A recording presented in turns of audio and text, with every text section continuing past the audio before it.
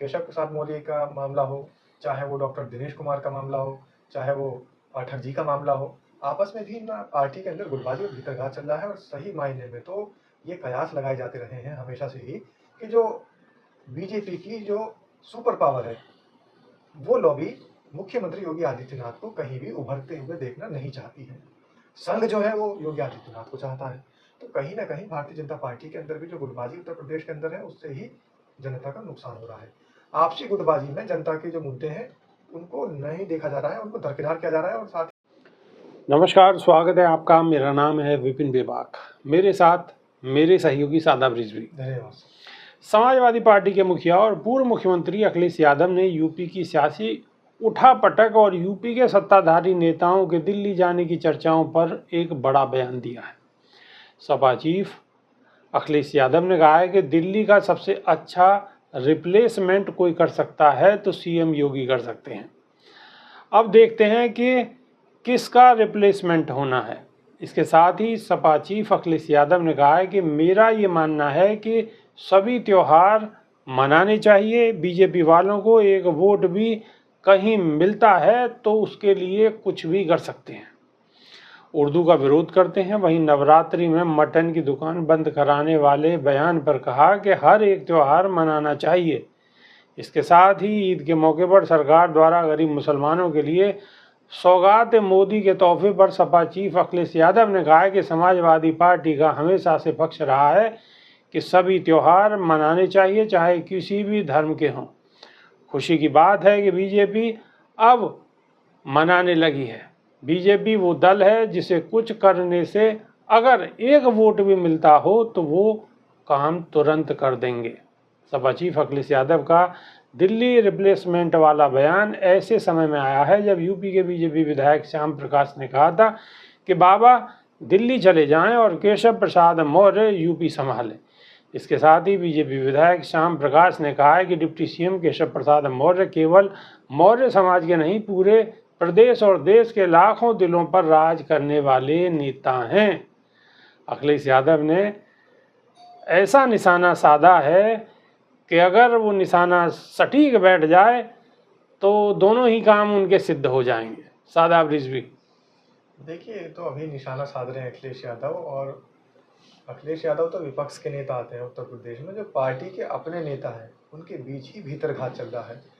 केशव प्रसाद मौर्य का मामला हो, चाहे वो डॉक्टर दिनेश कुमार का मामला हो, चाहे वो पाठक जी का मामला हो, आपस में भी ना पार्टी के अंदर गुटबाजी और भीतरघात चल रहा है। और सही मायने में तो ये कयास लगाए जाते रहे हैं हमेशा से ही कि जो बीजेपी की जो सुपर पावर है, वो लॉबी मुख्यमंत्री योगी आदित्यनाथ को कहीं भी उभरते हुए देखना नहीं चाहती है।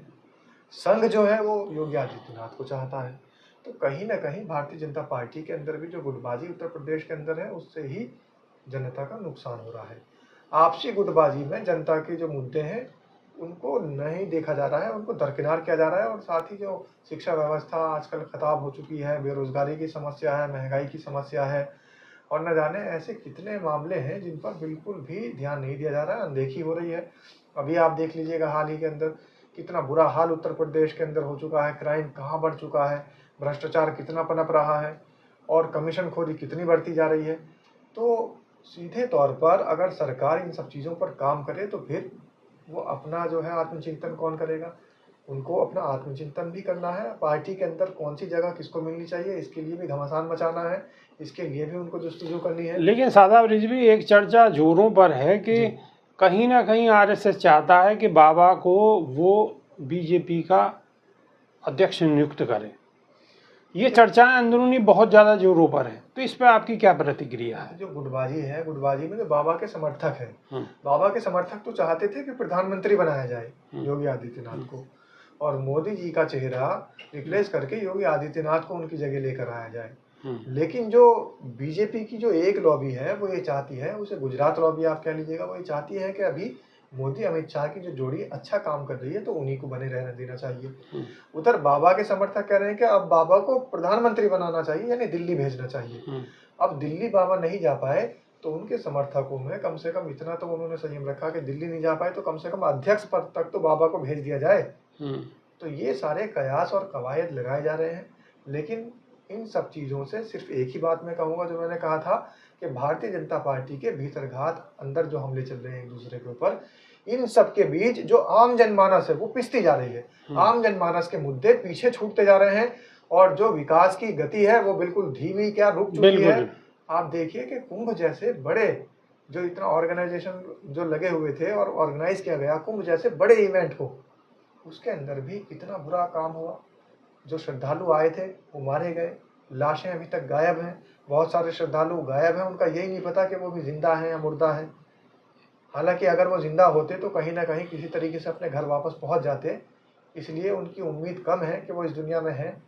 लेकिन अभी तक कोई कार्रवाई नहीं की जा रही है। आप देख लीजिएगा कि कितनी घटनाएं अभी क्राइम की हो रही है, बलात्कार कितने चरम सीमा पर पहुंच रहे हैं।